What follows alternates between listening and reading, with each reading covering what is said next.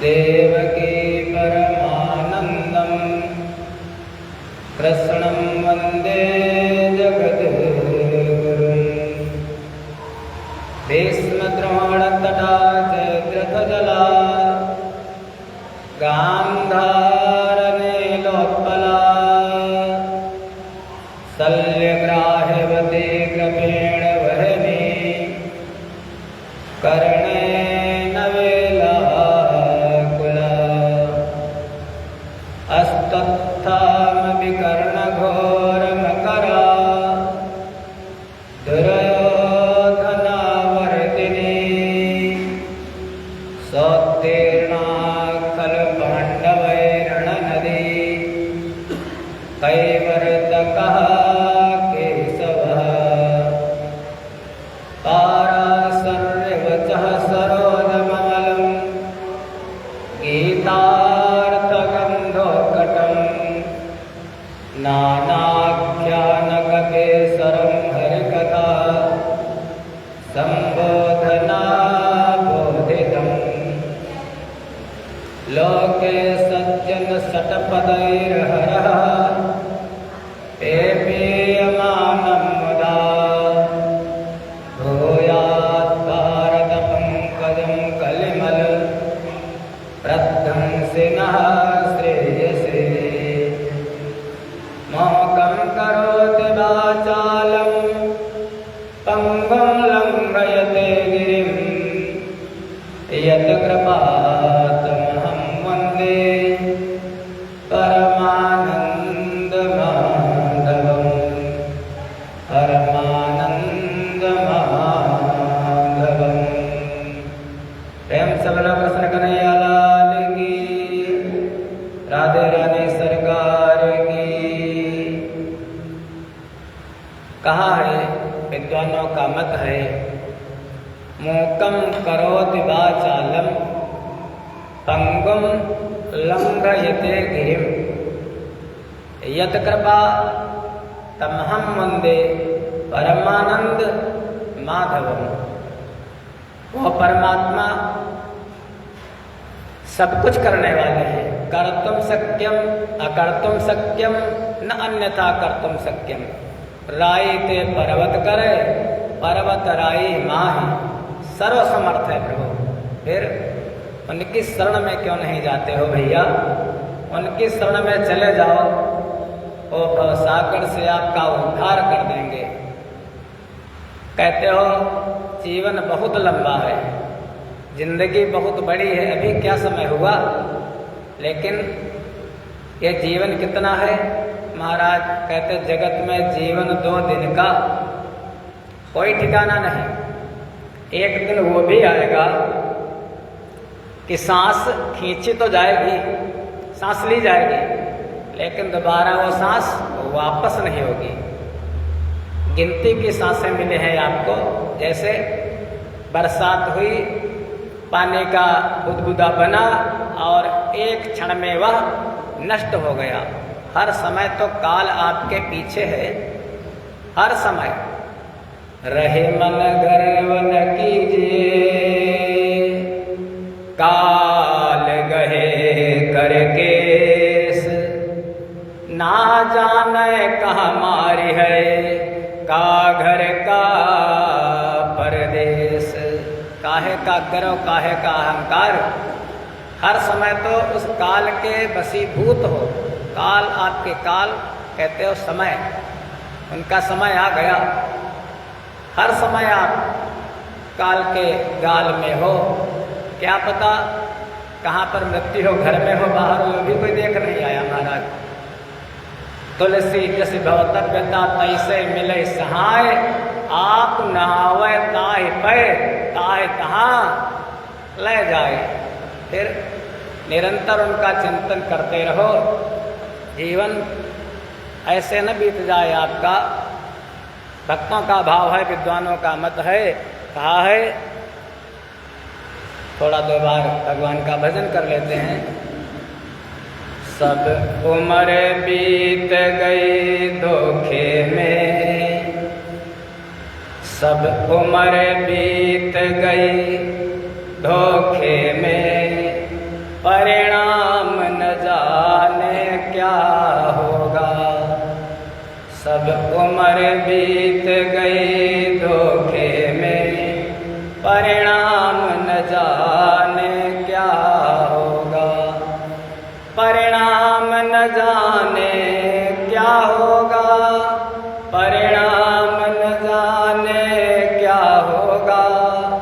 परिणाम न जाने क्या होगा, परिणाम न जाने क्या होगा।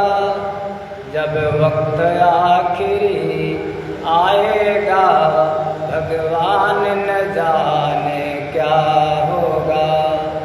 जब वक्त आखिरी आएगा, भगवान न जाने क्या होगा।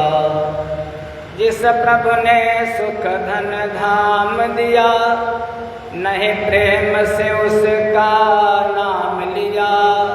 जिस प्रभु ने सब धन धाम दिया, नहीं प्रेम से उसका नाम लिया। बंदा बन गंदा काम किया, बंदा बन गंदा काम किया। परिणाम न जाने क्या होगा। जब वक्त आखिरी आएगा, भगवान न जाने क्या होगा। हीरा सा जीवन खोया है, पर मन का मैल न धोया है। हीरा सा जीवन खोया है, पर मन का मैल न धोया है। यह बीज पाप का बोया है, यह बीज पाप का बोया है। अंजाम न जाने क्या होगा। सब उम्र बीत गई धोखे में, परिणाम न जाने क्या होगा। विषयों में जीवन गंवा दिया, सब झूठ कपट छल काम किया। विषयों में जीवन गंवा दिया, सब झूठ कपट छल काम किया। नहीं संतों का सत्कार किया, नहीं संतों का सत्कार किया। अंजाम न जाने क्या होगा। जब वक्त आखिरी आएगा, भगवान न जाने क्या होगा। ना कोई शुभ काम किया धन से, ना कोई शुभ काम किया धन से। जीवन भर पाप किया मन से, ना कोई शुभ काम किया धन से। जीवन भर पाप किया तन से। नहीं प्रभु का नाम लिया मन से, नहीं प्रभु का नाम लिया मन से। परिणाम न जाने क्या होगा। जब वक्त आखिरी आएगा, भगवान न जाने क्या होगा। भगवान न जाने क्या होगा।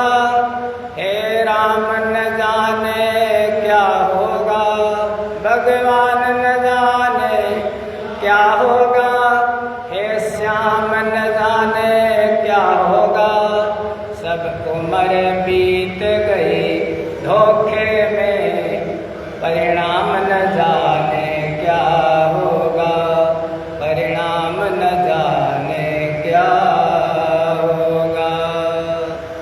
ऐसा न हो भैया कि उम्र ऐसे चली जाए। कहते हैं लड़कपन खेल कर खोया, जवानी नींद भर सोया। बुढ़ापा देख कर रोया, अरे नादान परदेसी। उन भगवान का चिंतन, अपने चित्त को उन मोहन के चरणों में लगा दो। मन तो बहुत चंचल है, लेकिन मन को उन भगवान के चरणों में लगा दो। बस शरीर के दो भाग करो, शरीर से संसार की सेवा और मन से भगवान का ध्यान। महाराज ये संसार, सब लोग कहते हैं संसार सागर, इस संसार सागर से पार जाना है। यदि भवसागर से पार जाना है तो एकमात्र सहारा बस उन्हीं का आश्रय। उन कन्हई को अपना केवट बना लो। नदी पार करना है जैसे, तो नाव की तो आवश्यकता पड़ेगी, केवट की आवश्यकता पड़ेगी। तो केवट ना, मेरी नैया के स्वामी खेवैया, मुझे तूफान का डर नहीं है, उनको बना लो। ऐसे ही अर्जुन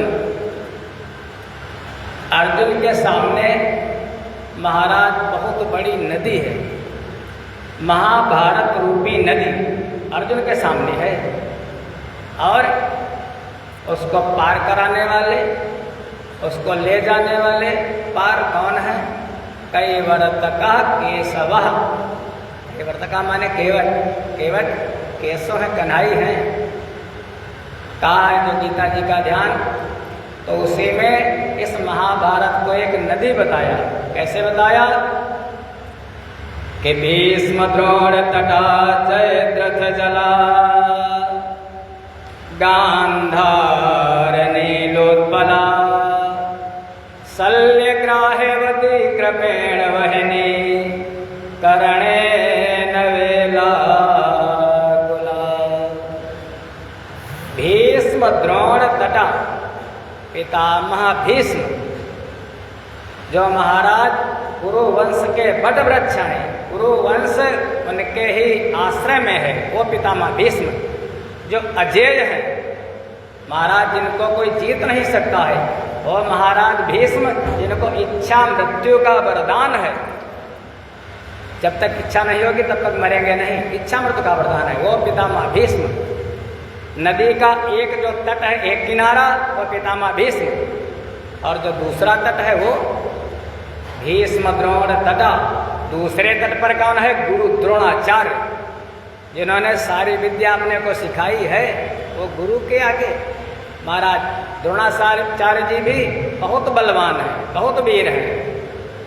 नदी के दोनों तट, एक तरफ पितामह भीष्म और दूसरी तरफ गुरु द्रोणाचार्य। भीष्म द्रोण तटा जयद्रथ जला। जयद्रथ कहा जाता सिंधु नरेश, और जयद्रथ बहुत बलवान था, और जयद्रथ रूपी जल, उस नदी में जयद्रथ रूपी जल बह रहा है, पार करना बहुत कठिन है। भीष्म द्रोण तटा जयद्रथ जला, गांधार नीलोत्पला। गांधार नरेश शकुनी, जो शकुनी था दुर्योधन का मामा, वो महाराज बहुत जालिम था, उसके रहस्य को कोई समझ नहीं पाता था, बहुत चालू था, ऐसे कह मीठा बहुत बोलता था। जो लोग मीठा बोलते हैं ना, बहुत से लोग मीठा बोलने वालों से सावधान रहना। कहते हैं इस जगत में दो प्रकार के व्यक्ति मिलेंगे आपको। एक तो ऐसे मिलेंगे जैसे बेर होता है, बेर, क्या वो ठंडक में बेरी वाला बेर आता है, बेर के जैसे, आम के जैसे नहीं, आम थोड़ा उससे दूसरी श्रेणी में आता है बेर। ऊपर से तो बेर बड़ा नरम होता है, देखो कितना नरम होता है, पिलपिला जैसा बहुत नरम, लेकिन अंदर जो उसकी गुठली होती है ना, और गुठली बड़ी कठोर होती, कड़ी होती है, आप उसको दांत से तोड़ नहीं सकते, और कड़ी होती, चिकनी नहीं होती, खुरदरी होती है बेर की गुठली। तो एक व्यक्ति तो मिलेंगे आपको, वो कैसे मिलेंगे? बेर के जैसे। ऊपर से तो महाराज बड़े कोमल, बड़ा मीठा बोलोगे, अरे वाह क्या बात है, बड़े अच्छे हो, ठीक ठाक हो ऊपर, लेकिन अंदर से महाराज आपको देख करके जलेंगे, बस इसका बिगड़ जाता, इसका बनता क्यों जा रहा है? वो कैसे कहा गया है? गोस्वामी जी ने कहा है कि मुख मलिन तन सुंदर कैसे, मुख मलिन तन सुंदर कैसे, विसरस भरा कनक घट जैसे। जैसे सोने का कलश हो, सोने का घड़ा हो, और उस घड़े में भरा क्या हो? अमृत नहीं, विष भरा हो, ऊपर से तो बड़े अच्छे और अंदर से बहुत दुष्ट होते हैं। शकुनी वैसा ही है, ऊपर से बड़ी चापलूसी। कुछ पात्र ऐसे हैं जैसे महाभारत में शकुनी, ऐसे एक हमारा काव्य था जिसे हम लोग कहते थे आल्हा। हो सकता सुना हो आप लोगों ने, पहले बहुत चलता था, जब बारिश नहीं होती तो लोग आल्हा पढ़ते थे। उसमें एक पात्र आता था, उसका नाम था माहिल। माहिल बहुत मीठा बोलता था, लेकिन महाराज जहाँ जाता था उसका विनाश कर देता था। सावधान रहना ऐसे लोगों से। दूसरे व्यक्ति मिलेंगे, वो कैसे मिलेंगे? वो मिलेंगे बादाम के जैसे। बादाम ऊपर से तो बड़ी कठोर होती है, या गर्री का गोला समझ लीजिए, ऊपर से तो बड़ा कठोर है गर्री या बादाम, लेकिन अंदर से उसकी जो मींगी होती है कितनी कोमल होती है महाराज, कितनी अच्छी लगती है। तो कुछ लोग तो ऊपर से बड़े कठोर होंगे, हम लोगों के इधर कहते हैं बड़ा बड़बड़िया है, लेकिन हृदय के बड़े साफ होंगे। ऊपर से कठोर और अंदर से कोमल। अपने हृदय को कैसा बनाओ? जो माखन चोरी की लीला है कन्हई की भागवती में, तो भगवान यही कहते हैं, विभीषण से कहा है भगवान ने, विभीषण कौन से लोग हमको प्रिय हैं, कौन से मनुष्य हमको प्रिय हैं?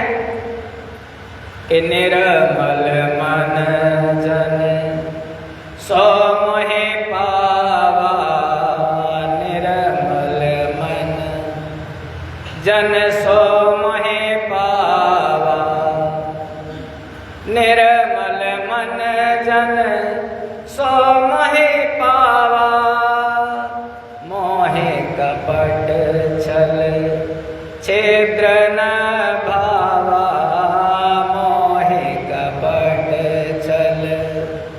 भगवान कहते हैं निर्मल मन, अपने मन को निर्मल बनाओ, कपट ना हो आपके अंदर, छल ना हो, छिद्र ना हो, ऐसा ना हो। अपने मन को निर्मल बनाओ, अपने मन को कोमल बनाओ, वहीं पर भगवान निवास करते हैं। तो जो शकुनी है वो गांधार नीलोत्पला, ऊपर से तो बड़ा अच्छा लगता है, लेकिन उस जल के अंदर आपने देखा होगा घास होती है, काई, ऊपर से बड़ी अच्छी लगती है, लेकिन जब काई में कोई फंस जाता है, पैर फिसल जाता है, या जलकुंभी समझ लीजिए, ये फंस जाता तो फिर निकल नहीं पाता है। गांधार नीलोत्पला शल्यग्राह्यवती कृपेण बहनी।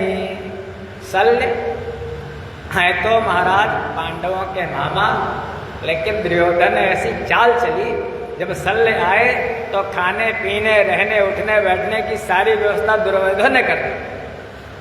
शल्य ने सोचा हमारे भांजे लोग बड़ी सेवा कर रहे हैं, लेकिन जब पता चला कि सेवा सब दुर्योधन की है, अब क्या करें? आए तो थे पांडवों की तरफ से लड़ने के लिए, लेकिन अब नमक खाया है दुर्योधन का, तो अब तो दुर्योधन की तरफ से ही लड़ेंगे महाराज। शल्य ग्राह्यवती, शल्य रूपी ग्राह है उसमें, उस नदी में बहुत बलवान थे, जैसे मगरमच्छ कहीं किनारे पड़ा हो आप समझ लेंगे तो मिट्टी ऐसे, बहुत से लोग ऐसे ही रील बनाने के चक्कर में महाराज मगरमच्छ उनको खा गए। तो शल्य ग्राह्यवती, शल्य रूपी ग्राह है, कृपेण वहनी, कुल गुरु है कृपाचार्य। कृपाचार्य द्रोणाचार्य जी के साले हैं, और कृपाचार्य जी की जो बहन है उसका नाम कृपी, कृपी का ही, और द्रोणाचार्य का बेटा उसका नाम अश्वत्थामा। शल्य ग्राह्यवती कृपेण वहनी, कृपाचार्य के द्वारा वो नदी बहाई जा रही है, उसकी धार है कृपाचार्य। शल्य ग्राह्यवती कृपेण वहनी, कर्णेन बेलाकुला। जब कभी कोई नदी को देखो दूर से या समुद्र को देखो तो उसमें एक भंवर बन जाती है, जहाँ पर ज़्यादा गहराई होती है तो एक भंवर बन जाती है, उसमें फंस जाओ फिर निकलना मुश्किल। तो कर्ण जो है उस नदी की भंवर है। कर्णेन बेलाकुला अस्तत्थाम विकर्ण घोर मकरा। अश्वत्थामा और विकर्ण ये दोनों बड़े बड़े मगरमच्छ जलीय जीव हैं उस नदी के। अस्तत्थाम विकर्ण घोर मकरा दुर्योधनावर्तिनी, दुर्योधना वर्तिनी, उसी भंवर में एक पात्र दुर्योधन भी है और कृपाचार्य और द्रोणाचार्य, पितामह भीष्म, कर्ण, शकुनि, इनके द्वारा ये नदी बहाई जा रही है दुर्योधन के लिए, दुर्योधन की सहायता करने के लिए। और उस नदी से पार जाना है किसको? उन पांचों पांडवों को। कौन सहारा है? सहारा बस एक ही है, कैवर्तकः केशवः ना। अगर उन कन्हई को केवट बना लो, कन्हई को अपना बना लो, तो भवसागर से पार जाने में महाराज जरा सा भी देर नहीं लगेगी। उनका नाम यदि आपके हृदय में आ जाए, समझो कहते हैं नाम की बड़ी महिमा है भगवान के। भगवान की शरण में चले जाओ। और कलयुग में तो भगवान का नाम बस कैसे भी आपकी वाणी पर आ जाए। जितने भी संत हैं, जितने भी विद्वान हैं, महापुरुष हैं, नाम पर बहुत बल देते हैं। चाहे प्रेमानंद जी हो, चाहे कोई हमारे गुरुदेव हो, कोई भी, नाम की बड़ी महिमा है महाराज। अगर एक बार भी, आज मंगलवार है, आज तो हनुमान जी की महाराज बड़ी महिमा है। कहते हैं मनोजवम मारुततुल्यवेगम जितेन्द्रियं बुद्धिमतां वरिष्ठं वातात्मजं वानरयूथमुख्यं श्रीरामदूतं शरणं प्रपद्ये। मनोजवम, मनोज माने काम, काम को जीतने वाले काम जयी। मनोजवम मारुत तुल्य वेगम, हवा से भी तेज चलने वाले। जितेंद्रियम, सारी इंद्रियों पर जिनका संयम है। बुद्धिमताम वरिष्ठम, बुद्धिमानों में सबसे श्रेष्ठ, बुद्धिमानों में सबसे वरिष्ठ। वानर यूथ मुख्यम, वानरों में सर्वश्रेष्ठ। श्री रामदूतम, परिचय क्या है? उनका कोई निजी परिचय नहीं है, वो केवल भगवान के दूत हैं। अपनी अपनी पसंद है भैया। हनुमान जी का लोग दर्शन करने जाते हैं सब लोग। अब किसी को कोई स्वरूप अच्छा लगता, किसी को पंचमुखी अच्छे लगते हैं, किसी को पहाड़ लिए जाते वो अच्छे लगते हैं, किसी को अपना सीना जो खोल करके बैठे वो अच्छे लगते हैं। अपनी अपनी रुचि है। और हमारी रुचि क्या है? हमारी रुचि तो यही है, जब छोटे से बैठे हैं भगवान के पास में, वो अच्छे लगते हैं। जो भगवान की सेवा के लिए तत्पर है हर समय महाराज। सेवक अगर हो कोई तो हनुमान जी के जैसा मनोभाव को समझ करके जो उनकी पहचान किससे है? भगवान राम जी से। प्रभु चरित्र सुनिबे को रसिया, वो हनुमान जी। जब बंदर भालू रीछ सब इकट्ठा हुए समुद्र के किनारे, सबने कहा भैया जो ना गई सत जो जन सागर करई सो राम काज मतियागर। सुग्रीव ने कहा है भगवान का काम करके लाओ। पता तो संपाति ने बता दिया, माता सीता जी समुद्र के उस पार लंका में है, लेकिन 100 योजन लंबा समुद्र कौन पार करेगा? जामवंत ने कहा चला जाऊंगा 90 योजन। बलिदानत प्रभु बाढ़े सोतन बरन जाए। उस समय मैंने जब बलि को चला था भगवान ने, वामन से विराट हुए थे, तब मैंने उभय घड़ी केवल चौथाई घड़ी में भगवान की 7 प्रदक्षिणा की थी, लेकिन अभी 90 योजन जा सकता हूँ।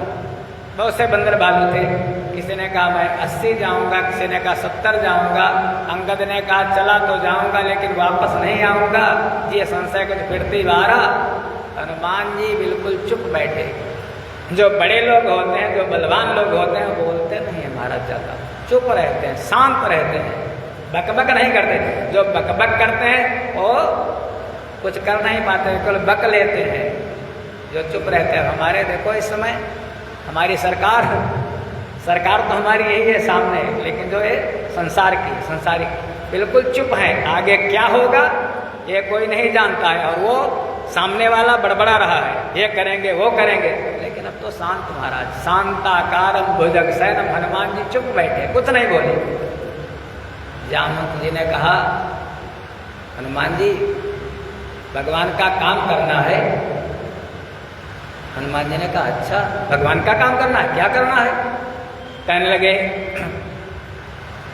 राम जी का काम करना है, समुद्र के पार जाना है, और आप प्रकट तो इसीलिए हुए हो, राम काज लग तब अवतारा। जैसे जामवंत जी इतना बोले, महाराज सुनत ही भयो पर्वताकारा। सुनते सुनते वो महाराज अतुलित बलधामम हेम शैलावदेम, पर्वत के समान हो गए। बताओ क्या करूं? जामवंत जी, जामवंत मैं पूछूं तो ही उचित सिखावन, सही सही बताओ, उचित सिखावन दी जाऊं वही। बताओ जामवंत क्या करूं? सहित सहाय रावण है मारी, आना यहाँ त्रिकूट उपाय। बताओ, रावण को मार करके उसको कुल के सहित और लंका को त्रिकूट पर्वत के सहित यहीं को उखाड़ लाऊं, क्या करूं? जामवंत ने कहा, ये सब न करना, गड़बड़ हो जाएगा। उसके लिए परमात्मा, सब उन्हीं की नौटंकी है, उन्हीं को लीला करनी है। बस सीता देख कहाओ सुधि आई। हनुमान जी ने कहा, ठीक है। अब हनुमान जी जैसे वहां पर गए तो समुद्र पार कैसे किया? बहुत से थे, किसी को संशय था, किसी ने कहा इतना जाऊंगा इतना जाऊंगा, लेकिन जब हनुमान जी आ रहे थे तो परमात्मा तो सब जानते हैं। हनुमान जी कोई साधारण तो है नहीं, भोले बाबा के साक्षात विग्रह, साक्षात अवतार। राम जी ने अपनी मुद्रिका दे दी थी, मुद्री, और मुद्रिका दे दी थी। उस मुद्रिका पर लिखा क्या था? सुंदरकांड पढ़ते हो आप लोग, क्या लिखा था? राम का नाम लिखा था उस पर। बस अगर भगवान का नाम रखना है तो कहाँ रखो? उसको महाराज अलमारी में मत रखो ग्रंथों को, उसको अपने मुख में रखो। प्रभ मुद्रिका मेल मुख माही, जलद लांघ गए अचरज नाही। भगवान का नाम मुख में रखा और क्षण मात्र में भवसागर पार कर गए। तो स्वामी जी ने रामचरितमानस की रचना की नाम की बड़ी महिमा बताई। एक बार भी जो बोले बाबा विराजमान, ज्ञान के देवता, पार्वती मैया बैठी, पार्वती मैया भी पूजा करती है। पार्वती मैया पूजा कर रही थी, तब तक गणेश खड़ानंद रोने लगे, माता जी भूख लगी, माता जी दूध, माता जी चाय, अब पूजा में मन नहीं लग रहा। बोले बाबा के पास आई, प्रभु ये बताओ, आपने कहा था विष्णु सहस्त्र नाम का पाठ किया करो, मैं नित्य विष्णु सहस्त्र नाम का पाठ करती हूँ, प्रभु थोड़ा प्रेम से करती हूँ। वैसे तो अगर जल्दी जल्दी करूँ तो 30-32 मिनट में हो जाता है, लेकिन थोड़ा भाव से करती हूँ तो घंटा 1.5 घंटा लग जाता है। प्रभु बच्चे बहुत हमको तंग करते हैं, आपके दोनों बालक, माताओं का यही तो रहता है, कितना हमको पका देते हैं। जैसे पति आया बाहर से और पत्नी महाराज फिर देखो कितना हमको तंग कर रखा है, ऐसे बच्चे तुम्हारे, वैसे बच्चे। भोले बाबा से, भोले बाबा शांत कहने लगे, अरे पार्वती इतना क्यों करती हो? क्या जरूरी है पूरा विष्णु सहस्त्र नाम करना? ज्ञान के देवता भोले बाबा है, देखो बिल्कुल उसमें किंचित मात्र भी संशय नहीं करना चाहिए। जब समय ना हो पार्वती तुम्हारे पास, समय हो तो पूरा कर लिया करो, और जब समय ना हो तो राम रामेति रामेति रमे रामे मनोरमे सहस्रनाम तत्तुल्यम रामम नाम वरानने।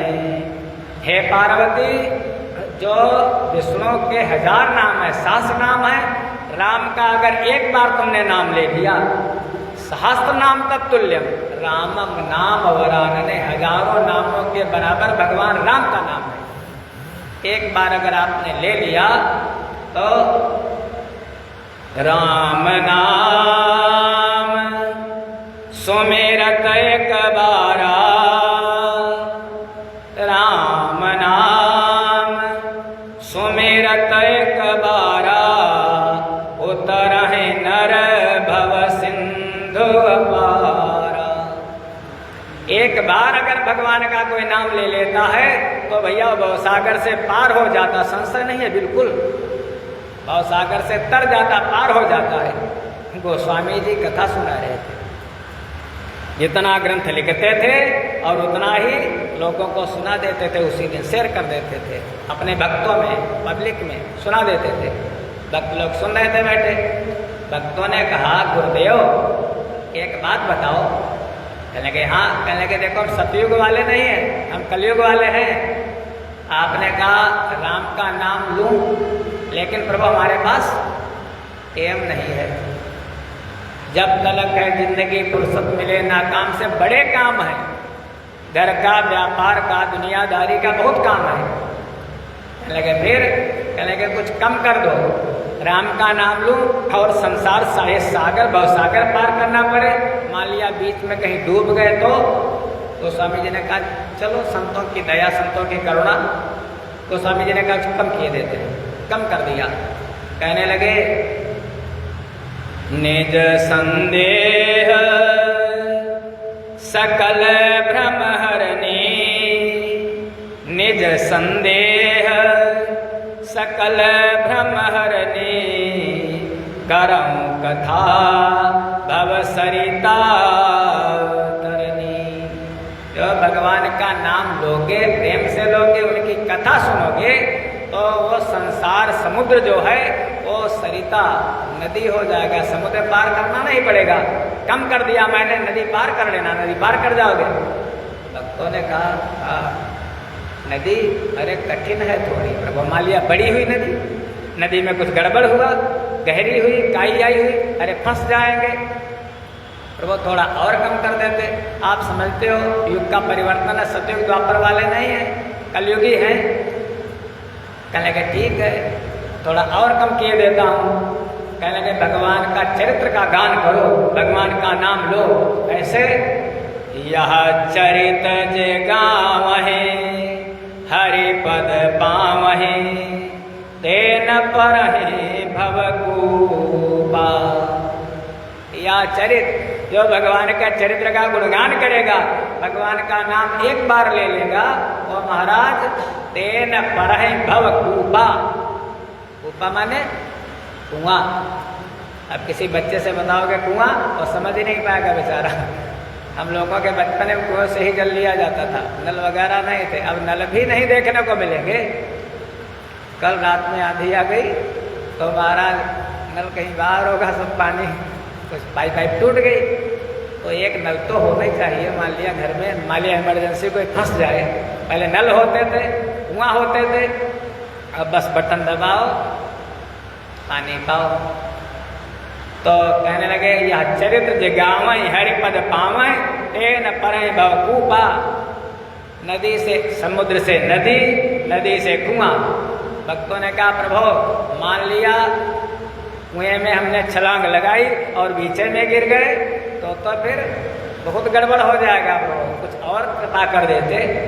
गोस्वामी जी ने कहा ठीक है, आप अगर कहते कुछ और कम कर देता हूँ। कहने लगे सादर सुमिरन, भगवान का नाम लेना लेकिन प्रेम से लेना, आदर के सहित लेना। सादर सुमिरन जे नर करहीं, सादर सुमिरन जे नर करहीं, भव बारिद गोपद इव तरहीं। जो प्रेम से भगवान का नाम लेगा वो इतना बड़ा समुद्र गोपद इव। गौ माता जब चलती हैं, अब तो सब पक्का है हर जगह, लेकिन जब वो मिट्टी में चलें तो जब वहाँ पर उनका खुर पड़ता है और खुर में पानी भर जाता है, जब बरसात होती है पानी गिर जाता, तो गाय के खुर में जितना जल भर जाता है वो संसार सागर जो है समुद्र, आप लोगों के लिए बस इतने हो जाएगा, गाय के खुर के बराबर। भक्त ने कहा तो स्वामी जी मैं भगवान का नाम लूँ, पहली तो बात टाइम नहीं, और टाइम निकाल करके भगवान का नाम लूँ। और कलयुग में थोड़ा चेंज हो जाएगा, ये धोती अचरा ये सब नहीं चलेगा, हम लोग पहनेंगे पैंट, वो भी कहीं टाइट वाली पैंट हुई और हमने पैर रखा और अगर उसी में पड़ गया तो हमारा सब गड़बड़ हो जाएगा। तो स्वामी जी कुछ और कृपा कर देते। तो स्वामी जी ने कहा भैया ठीक है, भक्तों का भाव। तो स्वामी जी ने कहा भगवान का नाम लेना भैया, कैसे भी लेना। भाई कुभाई कनक आलस हूँ, नाम जपत न मंगल दिश, रस हूँ। नाम लिया करना। कैसे? कृपा की गोस्वामी जी ने कि नाम लेत भव सिंधु सुखाही। यदि भगवान का नाम लोगे तो भवसागर बिल्कुल सूख ही जाएगा और पार करने की आवश्यकता ही नहीं है, सूख जाएगा। नाम लेत भव सिंधु सुखाही, करहु विचार सुजन मन माही। और भगवान का नाम जब लोगे तो भवसागर सूख जाएगा। और अगर भगवान ही आपके महाराज कैवर्तका केशवा, आपके केवट हों, आपके गाड़ी चलाने वाले हों, आपके सारथी हों, भगवान को अपना सारथी बना लो बस। जब अर्जुन गया है द्वारिका सहायता मांगने के लिए, कल आप लोगों ने विचार किया, दुर्योधन ने कहा सेना चाहिए और अर्जुन ने कहा प्रभु बस हमको आप ही चाहिए, आप मिल जाओ बस, हमारा भवसागर से बेड़ा पार। अर्जुन ने भगवान को सारथी बनाया है। और भगवान के पिता वसुदेव जी ने जब देवकी को लेकर के चले थे तो वसुदेव जी का सारथी था कंस। कंस जब दुष्ट सारथी होता है तो गाड़ी गंतव्य तक नहीं जा सकती। सारथी आपका कार का ड्राइवर है, मान लिया कार का ड्राइवर है और वो ठीक ठाक ना हो, उसका मन ठीक ना हो या नशा पाती करने वाला हो तो समझ लो आप सुरक्षित नहीं है, गाड़ी गंतव्य तक नहीं जाएगी। और अगर ड्राइवर आपका ठीक है वो इसी पर तो डिपेंड करता है महाराज हमारा सारथी कैसा है। उपनिषद में आता है एक मंत्र, ये जो शरीर है ये शरीर भी एक गाड़ी है। कैसे? आत्मानं रथिनं विद्धि शरीरं रथमेव तु, बुद्धिं तु सारथिं विद्धि मनः प्रग्रहमेव च। आत्मानं रथिनं विद्धि शरीरं रथमेव तु। जो रथी, रथ पर बैठने वाला, जैसे रथ पर बैठा अर्जुन तो रथ पर बैठने वाला सवार, या कार में बैठने वाला कार का मालिक, वो कौन है? आपकी इस गाड़ी का मालिक कौन? हाँ, नहीं समझे?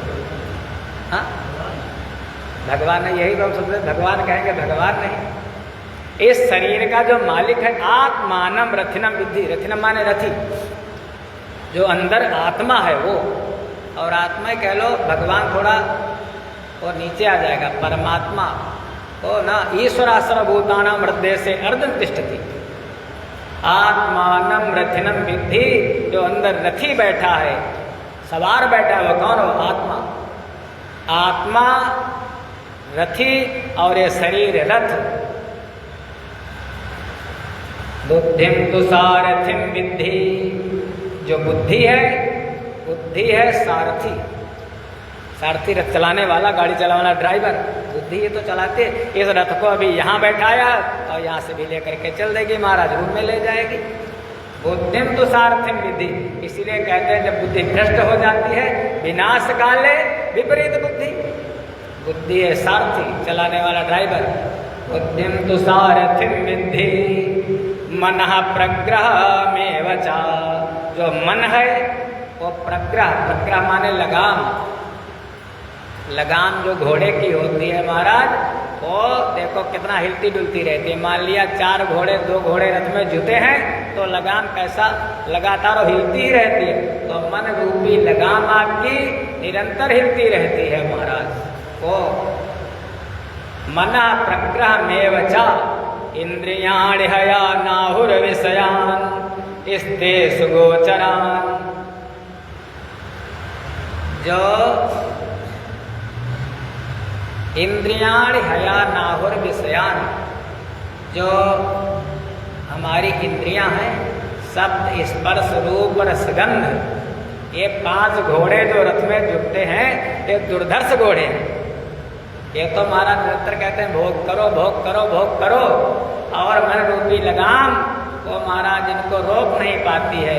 लेकिन अगर जिसका वो आत्मा रूपी रथ, बुद्धि रूपी सारथी, विवेक रूपी सारथी अगर सदा हुआ है तो इसीलिए कहा है कहा तो कबीर सुनो भाई साधो। वो साधो संतो वो नहीं, साधो साधु नहीं, साधो माने साधो, अपनी इंद्रियों को साधो।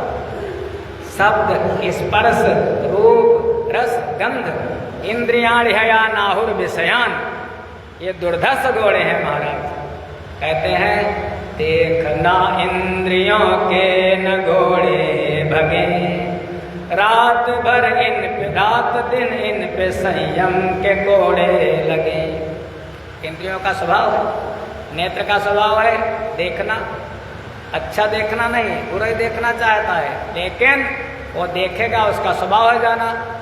जिस मन आपकी जिस इंद्रिय से लग गया, क्योंकि मन मालिक है, 10 इंद्रियां 200 का मालिक मन। मन जिस इंद्रिय मान लिया कान से लग गया तो सुनने लगा, नेत्र से लग गया तो देखने लगा, और मन तो बहुत चंचल है महाराज।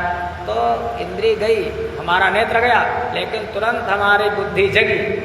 सारथी हमारा ड्राइवर सावधान हुआ और उसने क्या किया, ना यार गलत बात, देखना नहीं, हटा लिया अपना इंद्रिय से।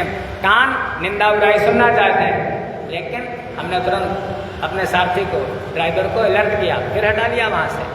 वो तो मन जाएगा महाराज, लेकिन हमारा काम है उसको हटाना। चंचलम ही मना कृष्ण प्रमाथि बलवग्न, मन तो चंचल है ही, इसलिए भगवान को अपना सारथी बनाना है तो अपना सारथी बनाओ भगवान। एक विचार और करते हैं, श्रीमद् भगवत गीता जी का पात्र कौन होना चाहिए, किसको सुनानी चाहिए। भगवान ने कहा अर्जुन ये श्रीमद् भगवत गीता का ज्ञान सबको सुनाना भी नहीं चाहिए। 18वें अध्याय के आखिर में 5 श्लोक हैं, उन्होंने कहा सबको नहीं सुनाना चाहिए, जो पात्र हो। विचार करो, अर्जुन को ही किस लिए सुनाई भगवान ने। मान लिया युधिष्ठिर को सुना देते, धर्मराज धर्म का पालन करने वाले युधिष्ठिर से बढ़कर के कौन है, भीम जैसे बलवान, उनको सुना देते, लेकिन उनको नहीं सुनाया भगवान ने। अर्जुन को चुना किस लिए। अर्जुन कहते हैं ऋजुत्वात् सह अर्जुन, अर्जुन बहुत सरल है, अर्जुन बहुत सीधा है, और अर्जुन ने भगवान का वर्ण किया। वर्ण जैसे हम लोग कहते हैं ओम भूर्भुवः स्वः तत्सवितुर्वरेण्यम, जो उन परमात्मा का वर्ण कर लेता है, भगवान उसी का उद्धार, उसके लिए सारे दरवाजे भगवान खोल देते हैं। युधिष्ठिर ने वर्णन नहीं किया है, भगवान ने। युधिष्ठिर रोए हैं, अर्जुन कभी रोए नहीं है, केवल भगवान के आगे मोह हुआ है तब, और दुनिया के आगे कभी नहीं रोए। 5 बेटे मर गए, लेकिन अर्जुन कभी रोए नहीं। महाभारत का युद्ध समाप्त हुआ, युधिष्ठिर 2 बार पहले भी रोए, और जब महाभारत का युद्ध समाप्त हो गया तब युधिष्ठिर बहुत रोए, हाय हाय, अरे मैंने अपने को मार डाला, अपने भाई बंधुओं को, अपने चाचा ताऊ को वध कर दिया, हमारे जैसा पापी कौन है। चाहते तो भगवान युधिष्ठिर को ज्ञान दे देते, लेकिन युधिष्ठिर की भगवान पर श्रद्धा नहीं थी, भगवान समझाने लगे। युधिष्ठिर ने सोचा ये अरे ठीक है, बढ़िया है, बलवान है, बहादुर है, वीर हैं, हमारे रिश्तेदार हैं, हमारी मामा के बेटे हैं, लेकिन युधिष्ठिर भगवान को भगवान श्रद्धा नहीं थी युधिष्ठिर की। हैं तो धर्म, अब मान लिया कह दो कोई धर्मवान है उसको गीता सुनाओ, तो धर्मवान होना अलग बात है, लेकिन श्रद्धा अलग बात है। युधिष्ठिर की कन्हई पर कोई श्रद्धा नहीं थी। फिर भगवान जब समझाने लगे तो युधिष्ठिर ने सोचा अच्छा, अरे मैं तो सत्यवादी हूँ, मैं धर्म को धारण करता हूँ, और ये मैंने तो आज तक कभी झूठ बोला ही नहीं, एक बार इन्हीं के कहने से झूठ बोला। हाथी अश्वत्थामा हतवा कुंजरो, इनके कहने से झूठ बोला था, उसके लिए हमारा रथ पृथ्वी पर चलने लगा। और ये तो कितना शब्द बोलते हैं, तो सभी जानते हैं, लगातार झूठे झूठ, ये हमको क्या बताएंगे, कोई श्रद्धा नहीं है युधिष्ठिर की। भगवान ने कहा ठीक है युधिष्ठिर, चलो हम पर श्रद्धा नहीं कोई, मन में भगवान ने सोच लिया इनकी श्रद्धा हम पर नहीं है। आपके जैसे एक अभी हैं, अभी जीवित हैं, कौन, पितामह भीष्म, सत्यवादी हैं, धर्म को धारण करने वाले हैं, धर्मात्मा हैं, चलो उनके पास ले चलते हैं। युधिष्ठिर बहुत रो रहे थे, युधिष्ठिर को लेकर के गए पितामह भीष्म के पास। देखो भगवान पर श्रद्धा नहीं है और उन पर श्रद्धा है पितामह पर। तब पितामह के पास गए, पितामह ने उपदेश किया दान धर्म क्या है, राज धर्म क्या है, स्त्री धर्म क्या है। वो युधिष्ठिर के महाराज पल्ले वही पड़ा, भगवान की बातें युधिष्ठिर के पल्ले नहीं पड़ी, क्योंकि उनकी श्रद्धा नहीं थी और अर्जुन की श्रद्धा। इसलिए श्रीमद् भगवत गीता जी का श्रोता अर्जुन कैवरत कहा केशव, भगवान को अपना बना लिया है। एक बात और, जब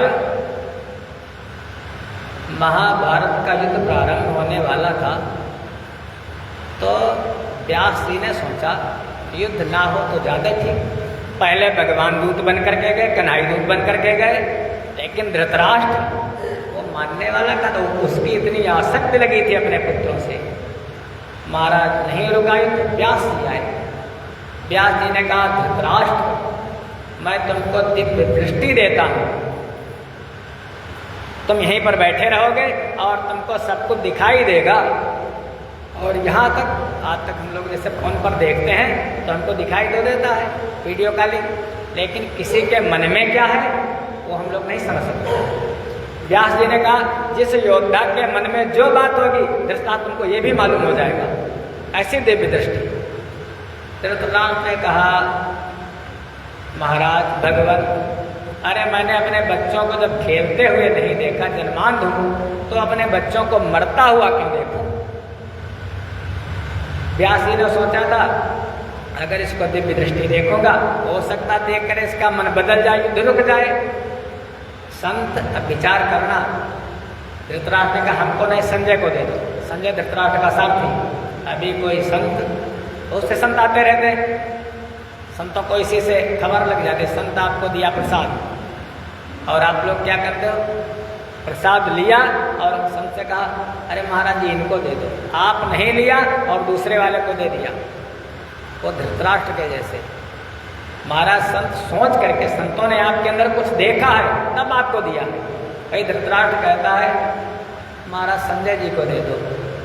संजय धृतराष्ट्र का सारथी, संजय को दिव्य दृष्टि प्रदान कर दी व्यास जी ने। श्रीमद् भगवत गीता जी के 4 श्रोता। पहला श्रोता अर्जुन। अर्जुन बहुत सरल है, बहुत सीधा है। श्रीमद् भगवत गीता जी सुने और सुन करके अर्जुन मुक्त हो गए, जीते जी जीवन मुक्त हो गए। दूसरा श्रोता है संजय। संजय माने सम्यक रूपेण जयत इंद्रियाण सा संजय, जिसने अपनी इंद्रियों पर पूरा संयम किया है, जिसकी इंद्रियां बिल्कुल सधी हुई है, उसी को कहते संजय। गीता सुनी, सारी गीता सुनी है अर्जुन ने, और गीता सुन करके अपने जीवन में जब उतार देंगे तो संजय का भी कल्याण हो जाएगा।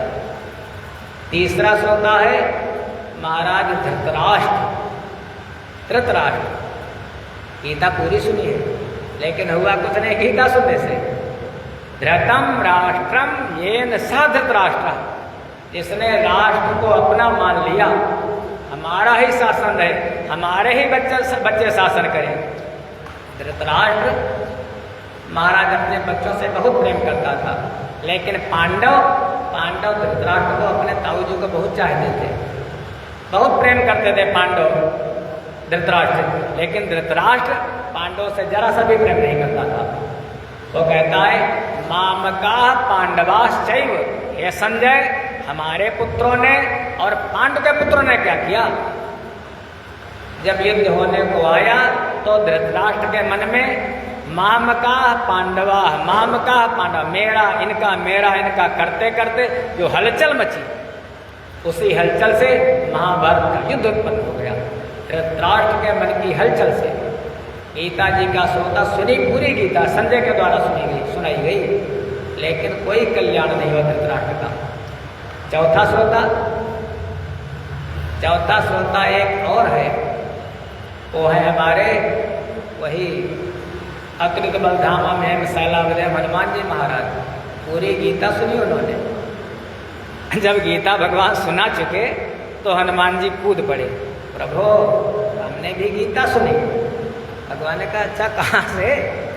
कहने लगे जो अर्जुन के रथ की ध्वजा थी, उस ध्वजा पर उसका परिमाण था 1 योजन।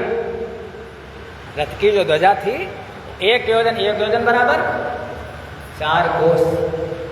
1 योजन जैसे 100 योजन समुद्र तो 400 कोस लंबा, 1 योजन बराबर 4 कोस। वो ध्वजा महाराज लहराती रहती थी, इतना दिव्य रथ था अर्जुन का, उसी पर हनुमान जी विराजमान रहते थे।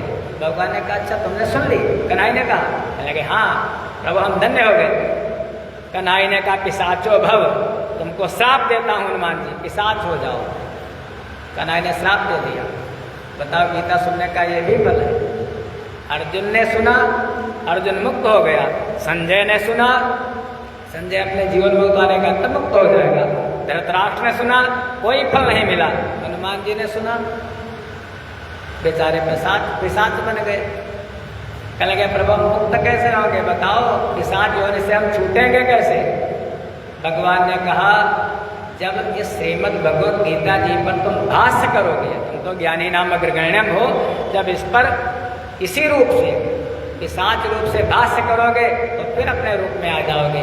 फिर बाद में हनुमान जी ने गीता जी पर पिशाच भाष्य लिखा, हनुमान जी का लिखा हुआ, तब फिर अपने रूप में आ गए। हनुमान जी ने कहा प्रभु श्राप क्यों दे दिया? भगवान ने कहा हनुमान ये बताओ, वक्ता और श्रोता का एक तरीका होता सुनने का। वक्ता को कहाँ बैठना चाहिए? नीचे या ऊपर? हाँ भाई ज्ञान है वो नीचे की तरफ प्रवाहित होता है और आमना सामना होना चाहिए। अभी पता चले हम यहाँ पर सुना रहे बैठे, अब आप लोग यहाँ पर बैठ जाओ सर पर, तो फिर वो तो नहीं बनता है महाराज। इसीलिए भगवान ने कहा तुम ऊपर बैठ करके सुन रहे थे गीता, हम देख भी नहीं रहे थे, इसलिए तुमको मैं श्राप देता हूँ, पिशाचो भव। पिशाच हो गए हनुमान जी। उसके बाद हनुमान जी ने पिशाच भाष्य किया, तब मुक्ति मिली और ढोल नगाड़े बज चुके थे, युद्ध की तैयारी हो चुकी थी। अब हनुमान जी रूप तो बदल नहीं सकते थे।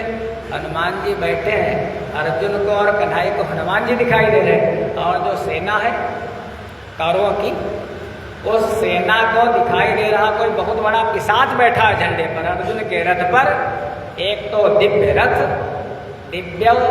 दिव्य शंख, दिव्य रथ, दिव्य ध्वजा, और उस पर हनुमान जी बैठे हैं। महाराज जैसे ही कोई देखता है रथ की तरफ, कोई सैनिक, कोई योद्धा, तो ऊपर जाती, अरे जैसे ऊपर की तरफ देखता है इतना बड़ा प्रेत बैठा है, तब तक अर्जुन के गांडीव से तीर निकलता है, उस योद्धा का काम तमाम कर देता है महाराज। विजय किसकी हुई? विजय हुई है उन कन्हई की। अर्जुन तो केवल निमित्त मात्रम भव सभ्य साचिन। भगवान ने कहा ये तो मैं इनको सबको वैसे मार डालूंगा, मरे मरा है। अर्जुन तुम केवल यश प्राप्त कर लो, निमित्त बन जाओ इसके लिए। ऐसे जब कर्ण ने तीर चलाया, अर्जुन के रथ में लगा, और अर्जुन का रथ था वो केवल 5 कदम पीछे हट गए, 5 कदम पीछे हटा। भगवान ने कहा जय हो जय हो, अरे कर्ण बहुत बलवान है। अर्जुन ने तीर चलाया, कर्ण का रथ बेचारे का महाराज वो हजारों किलोमीटर दूर चला गया, भागता भागता पीछे। भगवान चुप, कुछ बोले नहीं। फिर ऐसा हुआ, कई बार ऐसा हुआ। अर्जुन ने कहा प्रभु एक बात बताओ, तुम देखो पक्षपात करते हो, कभी हमारी तारीफ नहीं कर सकते? भगवान ने कहा क्यों, क्या हुआ? कहने लगे जब मैं तीर चलाता हूँ वो हजारों कोस दूर चला जाता है कर्ण का रथ, आप कभी नहीं कहते अर्जुन वाह, और वो कर्ण जरा सा चलाता है, केवल 5 कदम पीछे हट जाता है, तुम कहते हो जय हो वारे कर्ण। भगवान ने कहा अर्जुन अब भी तुमको ज्ञान नहीं हुआ? अरे अर्जुन, उस बेचारे का रथ, उसका सारथी शल्य, और वो रथ चला रहा, उसके रथ की क्या मिसाल है?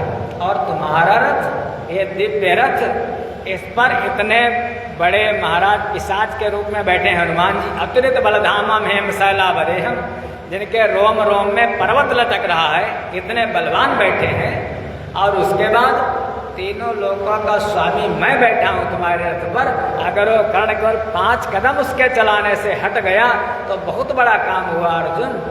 इसलिए तब अर्जुन का जो अहंकार था, भगवान कहते जरा सा भी बस अहंकार हमारे भक्त में ना आने पाए, बेग समय डारिया बुखारी। बस यही गीता जी हमको यही बताती है, शोध और मोह से मुक्ति। पहली बात हम कर्म कैसे करें, दूसरी बात हम भक्ति कैसे करें, तीसरी बात हम ज्ञान कैसे प्राप्त करें। बस एक सूत्र गीता जी का है, शरणागति। भगवान कहते हैं कैसे भी हमारी शरण में आ जाओ, माम एकम शरणं व्रज अहम त्वा सर्व पापेभ्यो मोक्षयिष्यामि मा शुचा। बस सरेंडर कर दो भगवान को अपना जीवन, अर्पण, समर्पण, आत्मसमर्पण, आप सभी लोगों का कल्याण हो। आगे गीता जी के विषय में और जानकारी और स्वाध्याय हम कल समय के अनुसार करेंगे। यहीं पर अपनी वाणी को विराम देते हैं। सभी का कल्याण हो, सभी सुखी हो। सर्वे भवन्तु सुखिनः, सर्वे सन्तु निरामयाः, सर्वे भद्राणि पश्यन्तु, मा कश्चित् दुःखभाग्